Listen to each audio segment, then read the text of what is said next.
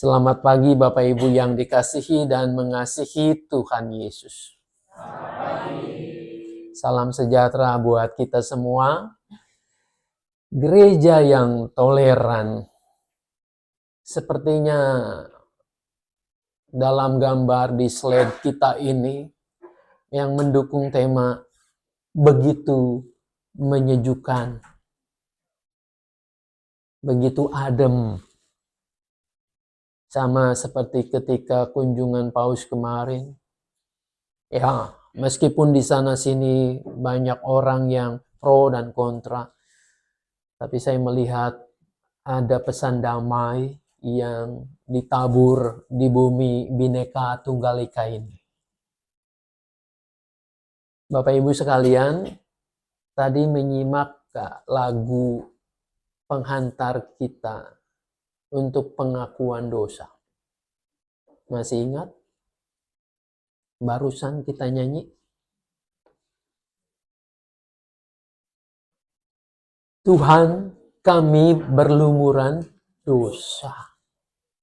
Dari PKJ 43. Tuhan, kami berlumuran dosa.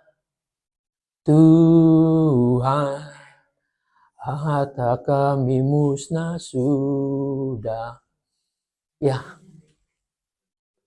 saya kurang pede kalau nyanyi sendiri di sini.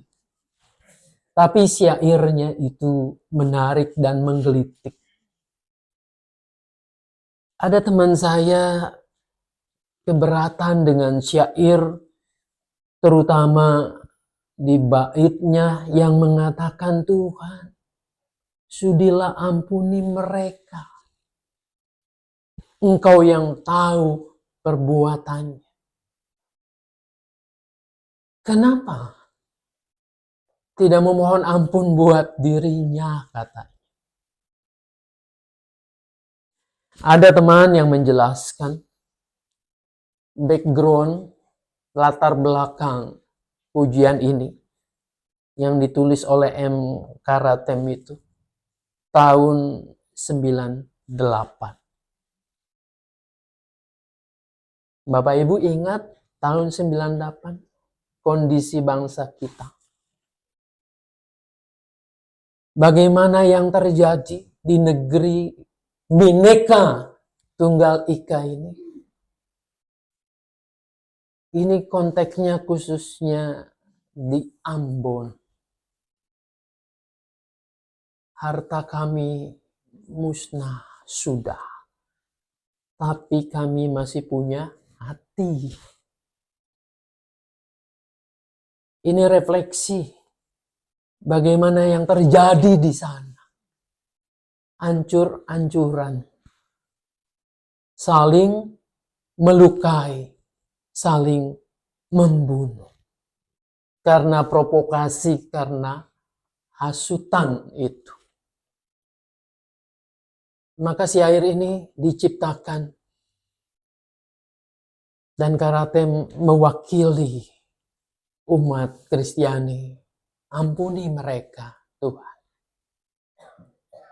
Dampak kerusuhan ini sungguh luar biasa.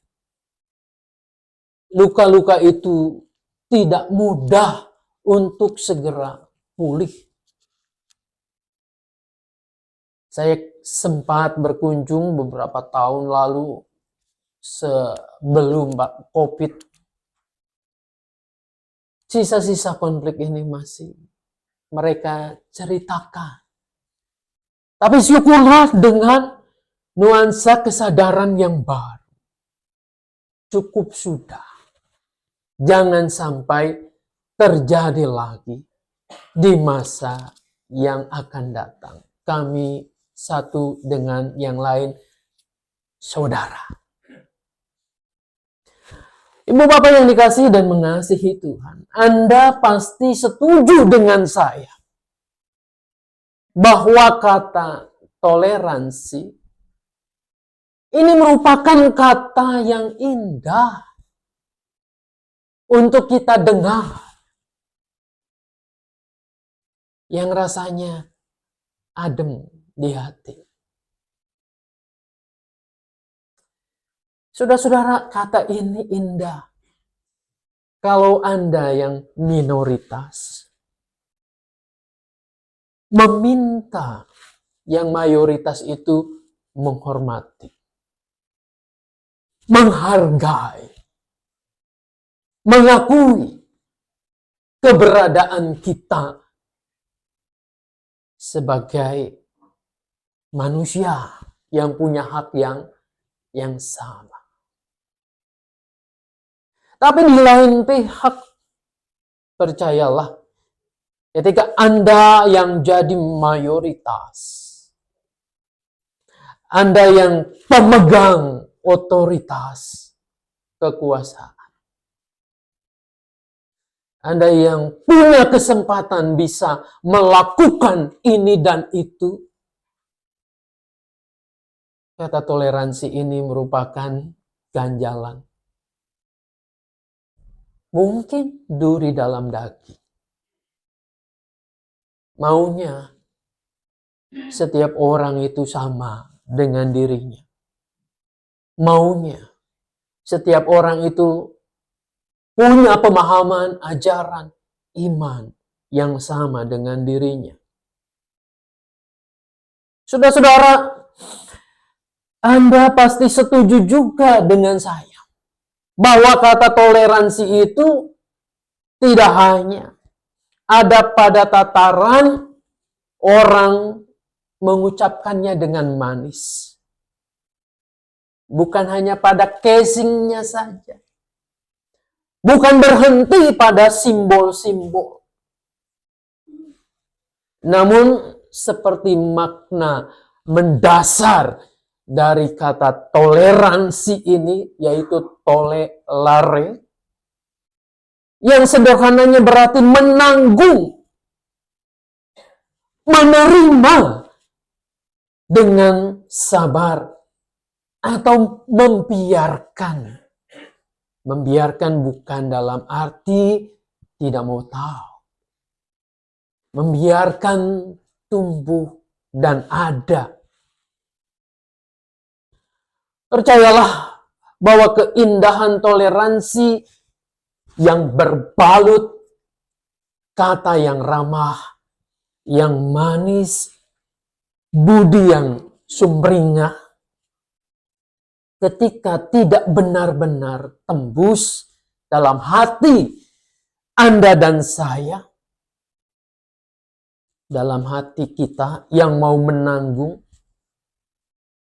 mau menerima dengan sabar, dan mau membiarkan orang itu bertumbuh dalam pemahamannya. Kalau tidak sampai itu, maka akan sia-sia. Dan ini yang disebut dengan kemunafikan. Katanya manis, tutur katanya indah. Budi bahasanya oke. Mungkin gestur tubuhnya. Simbol-simbol yang dilakukannya indah sekali. Tapi kalau hanya berhenti di situ, kenyataannya berbeda, perlakuan sikapnya berbeda, maka tidak lebih dari kemunafikan. Ibu bapak yang dikasihi Tuhan, kemunafikan ini dipertontonkan pada zaman Yesus oleh para pemimpin pemuka agama Yahudi. Memang betul, tidak semua pemuka Yahudi itu seperti itu. Mungkin hanya sebagian kecil saja. Dan kebetulan mereka yang munafik-munafik ini itu berjumpa dengan Yesus. Seringkali perjumpaan itu diwarnai oleh perdebatan di sekitar hukum-hukum kesalehan yang tampaknya indah diperagakan, tetapi tidak dalam kenyataan yang sesungguhnya. Saudara-saudara, bukankah kemunafikan juga terjadi di sepanjang zaman? Dan di kalangan manapun, termasuk gereja.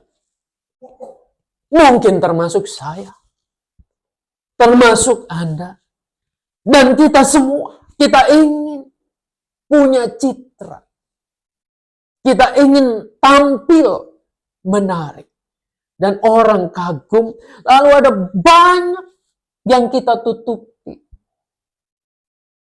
Jangan tahu dapur saya. Yang penting tetangga saya tahu. Saya orang saleh. Saya orang baik. Tak perlu orang lain tahu bagaimana saya berkata-kata terhadap istri saya. Terhadap anak-anak saya. Yang penting jemaat tahu Pananang itu pendeta. Terjadi di mana-mana. Dibungkus rapi supaya kelihatan cantik, menarik, indah. Saudara-saudara, atau ketika kita melakukan perbuatan-perbuatan baik. Kalau saya melakukannya, mudah-mudahan dia tertarik ikut iman saya. Maka saya melakukan ini dan itu sebagai pribadi. Sebagai gereja, kita melakukan ini dan itu, aksi sosial. Pengobatan gratis, sembako murah. Tak lupa dipoto, selfie, kita upload. Indah sekali berbagi dengan sesama. Tapi ada terbersit di sini. Mudah-mudahan orang tahu gereja kita baik terhadap lingkungan. Mudah-mudahan semuanya mengerti bahwa saya adalah orang yang dermawan. Saudara-saudara, pamrih. Meskipun pamrih itu seringkali dibungkus oleh hal yang mulia. Iya kan? Supaya dia tertarik. Kalau tertarik ikut iman kita, kita akan cari jiwa.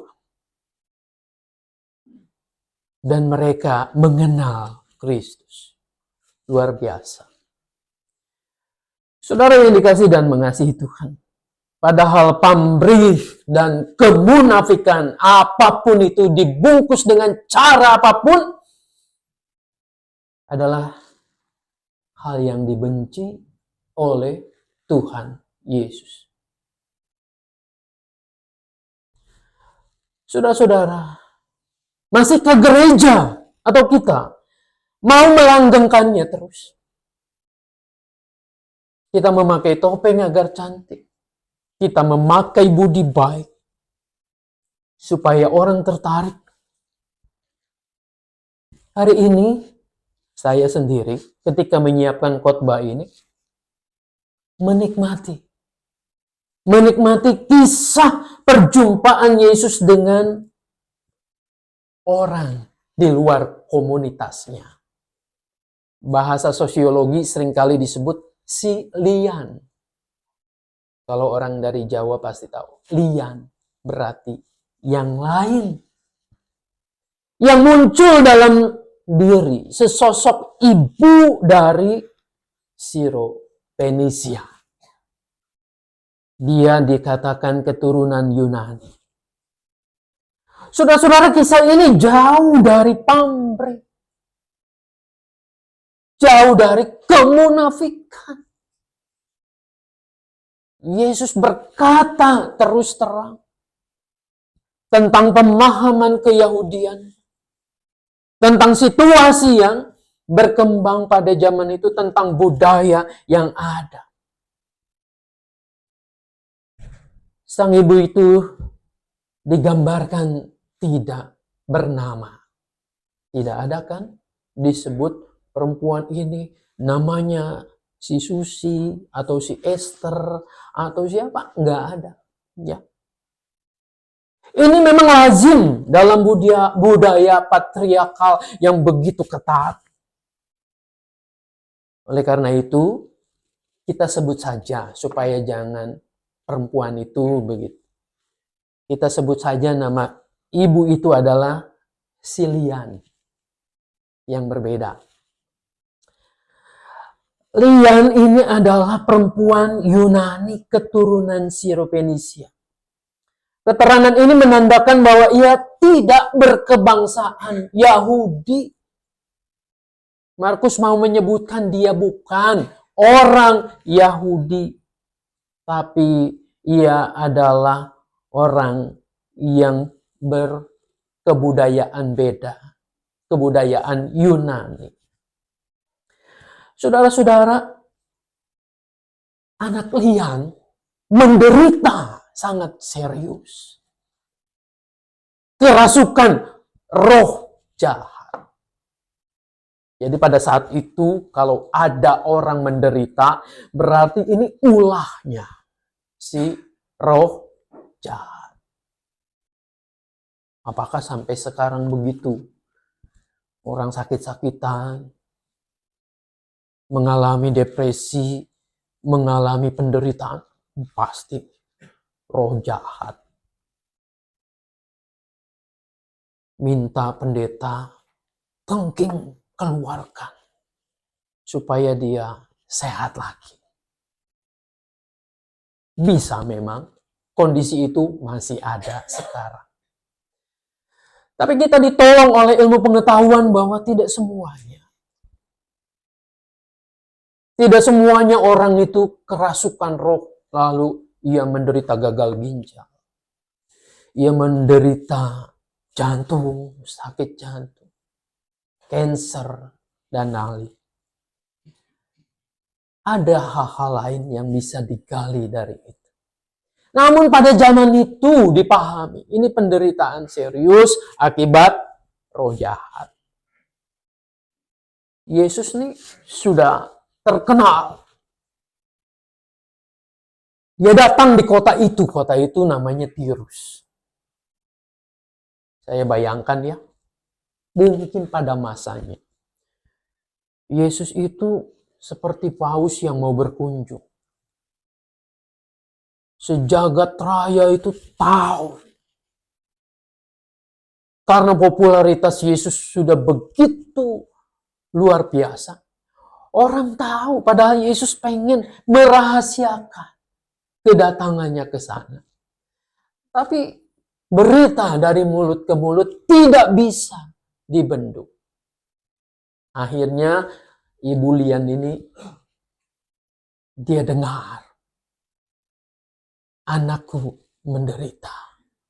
Dan aku dengar Yesus itu adalah solusinya. Dia bisa memulihkan. Dia percaya. Percayanya dia. Imannya dia. Karena pendengarannya. Dia mendengar dari orang-orang lain. Bapak Ibu, Lian datang dengan penuh pengharapan bahwa Yesus ini dapat mengangkat penderitaan anaknya. Anak perempuannya ini. Saya membayangkan ini jelas. Setiap ibu yang waras, sebab ada ibu juga yang gak waras. Ketika anaknya menderita, ketika anaknya sakit, apapun akan dilakukan. Mungkin ia bisa menjual rumahnya. Mungkin ia akan meminta-minta. Sebab ketika dilihatnya anaknya ini menderita, pasti hatinya tersayat-sayat. Saudara-saudara, saya seorang laki-laki, bapak. Saya kira sama. Ketika seorang bapak pun, kalau melihat anaknya sakit, apalagi anak perempuannya, Saya punya anak perempuan satu-satunya. Kalau dia sakit, pasti apapun akan saya lakukan untuk anak saya terbebas dari sakitnya ini. Saudara-saudara, kalian datang dengan penuh pengharapan. Yesus yang dia kenal, yang dia dengar itu, tidak hanya ia mampu menyembuhkan sakit, mengusir roh jahat, tetapi ia dengar juga bagaimana ia welcome, ramah terhadap semua orang. Harapan itu semakin membuncah, harapan itu semakin menjadi-jadi ketika ia melihat benar Yesus datang, ia melihat wajahnya. Saudara-saudara, kini kalian berhasil menerobos orang banyak. Dia tepat ada berhadapan muka dengan Yesus. Tanpa membuang waktu. Ia mencurahkan isi hati dan pengharapannya. Saudara-saudara, apa yang dikatakan Yesus? Apa yang ia jawab? Yesus menjawab, biarkan anak-anak kenyang dahulu. Sebab tidak patut mengambil roti yang disediakan bagi anak-anak dan melemparkannya kepada anjing. Nah, pertanyaannya, kalau Anda jadi si Lian itu, jadi ibu itu, apa yang Anda akan lakukan? Reaksi apa? Tersinggung ya Pak. Terus kemudian kita ambil mode balik belakang.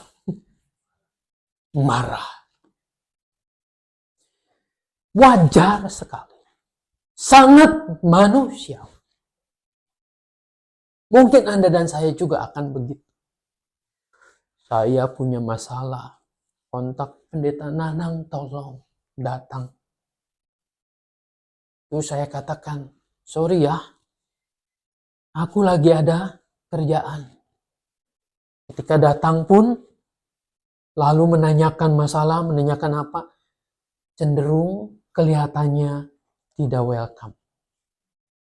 Maka pastilah Anda akan mengatakan pendeta macam apa kayak begini. Ngapain kalau tugas-tugas seperti itu tidak dilakukan dengan baik? Lebih baik aku cari gereja lain aja. Saudara-saudara, untunglah si ibu lihat ini tidak demikian.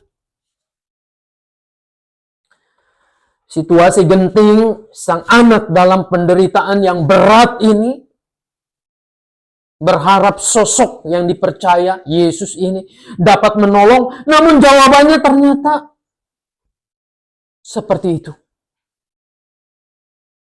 Tapi kita lihat ya, apa kelanjutannya dari kisah ini. Saudara-saudara, kita melihat di sini sebetulnya ada dua pertemuan budaya. Apakah Yesus dengan perkataannya seperti itu, dia sedang membawa pemisah? Dia sedang berlaku diskriminatif? Dia sedang rasis sehingga menyebut Lian itu seperti anjing? Saudara-saudara, kalau kita memahaminya di dalam budaya Yahudi, benar. Dan kita membaca bagian ini juga dalam perspektif kacamata orang Yahudi. Benar bahwa orang Yahudi itu beranggapan anjing ini adalah binatang yang najis. Bagi orang Yahudi, anjing adalah binatang najis, anjing harus dihindari, tidak boleh disentuh. Mungkin juga tidak boleh dipelihara pada masa itu. Maka jelas mestinya tidak membiarkan anjing itu ada di dalam rumah. Saudara, kita bermain logikanya. Anda orang Yahudi, saya orang Yahudi misalnya. Saya diajarkan anjing itu adalah binatang yang haram, yang najis menurut imamat. Kira-kira logikanya dipelihara nggak ada di dalam rumah? Enggak ya. Pasti kita akan menghindar dari anjing itu. Ini apalagi ada di bawah meja makan. Sangat tidak mungkin bagi orang Yahudi kalau anjing itu ada di rumah, apalagi di ruang yang serius, di meja makan yang buat mereka meja makan juga seringkali dipakai untuk pengajaran kepada anak-anak mereka. Makan roti tidak beragi, sayur pahit, itu semuanya akan ada di meja makan. Ini ada anjingnya di situ.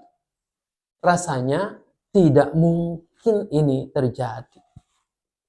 Jadi sebenarnya jelas bahwa jawaban Yesus dengan memakai perumpamaan ini bukan diambil dari kebiasaan orang-orang Yahudi, bukan.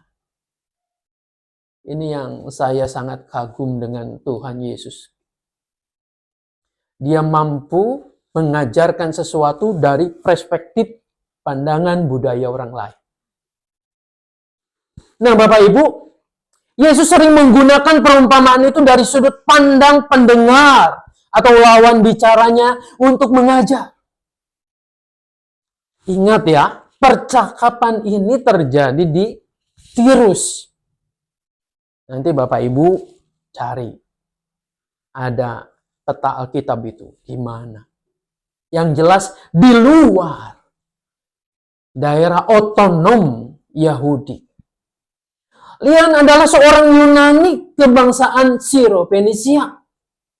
Perumpamaan yang dipakai Yesus itu diambil dari budaya Yunani. Dalam budaya Yunani itu, anjing tidak dianggap barang atau binatang najis. Tapi anjing sering dipelihara.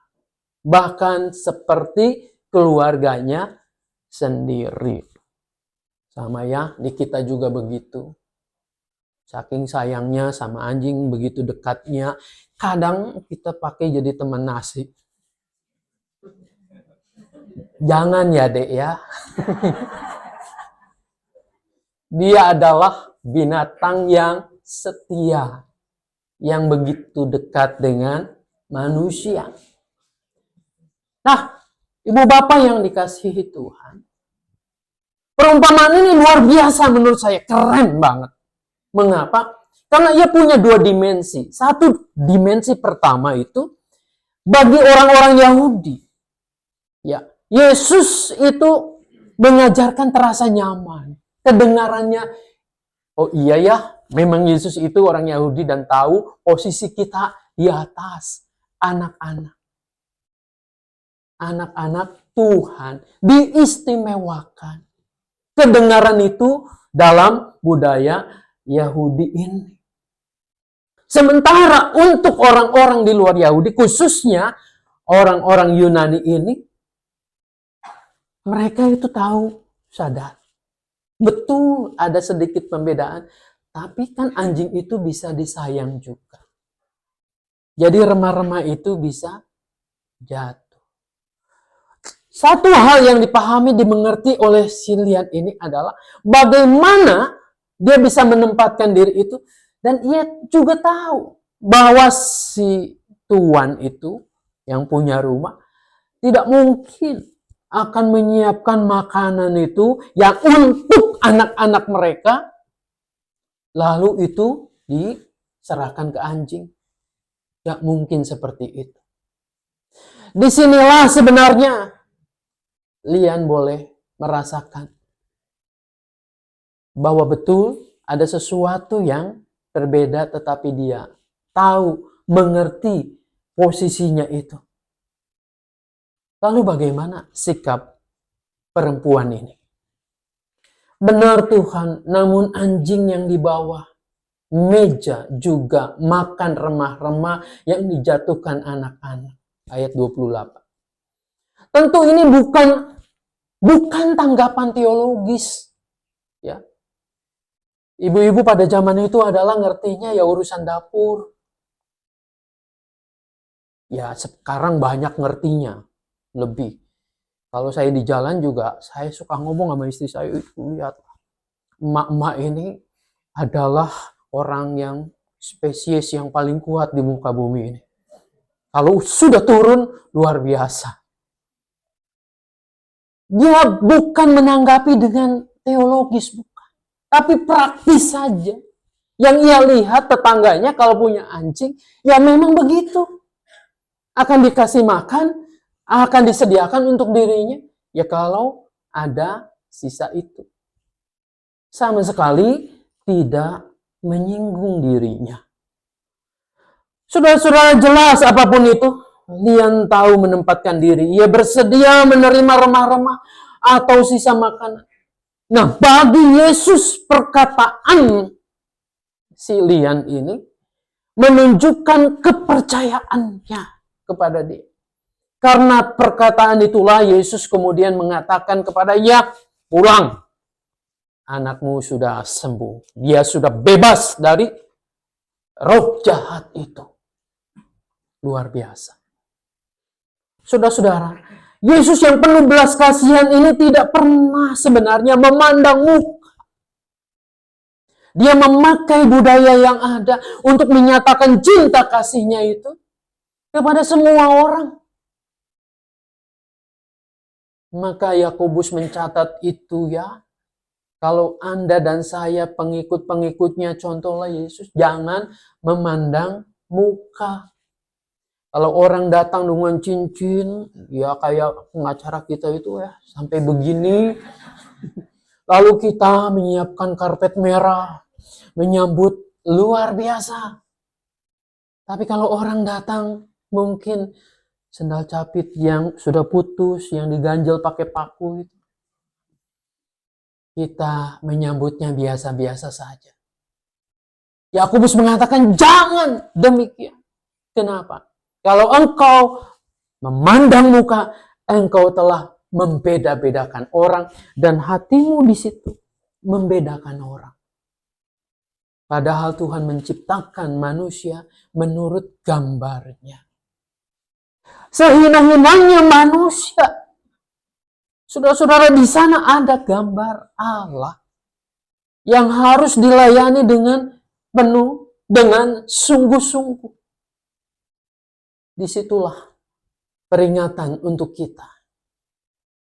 Ini tentang status sosial. Yesus bicara tentang budaya yang berbeda. Kita di sini nyata perbedaan itu. Namun Bapak Ibu, sebelum kita jauh-jauh ya, bicara soal toleransi yang sekarang sedang ngetren. Bagaimana di rumah kita? Apakah itu terjadi? Seringkali ada beda pendapat. Seringkali ada hal-hal yang mungkin buat kita harus didulukan. Apakah yang diajarkan oleh Tuhan Yesus tentang kepedulian, tentang kasih, sebelum kita merambah nih ke orang-orang lain, ke agama yang berbeda, di rumah kita, apakah itu sudah beres? Kita mau peduli dengan istri kita yang mungkin seharian sibuk di rumah, menyiapkan segala sesuatu buat kita. Apakah kita peduli juga kepada suami kita yang betul-betul mencari nafkah, bekerja, peduli dengan anak-anak kita? Mungkin kita taunya rewel, bandel, dan seterusnya. Tapi sudahkah kita dengar keluhan hatinya? kebutuhannya. Seperti Yesus mendengar kebutuhan perempuan Syrophenisia itu. Lalu ia tergerak dan ia memulihkan. Saudara-saudara, mulailah dari diri Anda, dalam keluarga Anda, di gereja ini banyak perbedaan. Terimalah satu dengan yang lain. Toleransi bukan bicara soal kita rukun saja, tapi lebih jauh menanggung dengan sabar, menerima dengan baik, membiarkan orang bertumbuh. Mestinya yang pertama-tama dilakukan atau yang melakukannya adalah gereja. Kita semua. Gereja bukan gedungnya, bukan pula lembaganya, bukan sekedar pendeta dan penatua. Gereja adalah Anda dan saya. Coba besok lakukan itu. Sesuatu pasti terjadi. Di Sumbawa 2 ini. Di sini ada sorga kecil yang Tuhan turunkan dalam komunitas ini. Semua merasa happy, bahagia. Bukan mudah-mudahan, harus bisa terjadi. Tuhan Yesus memberkati kita. Amin.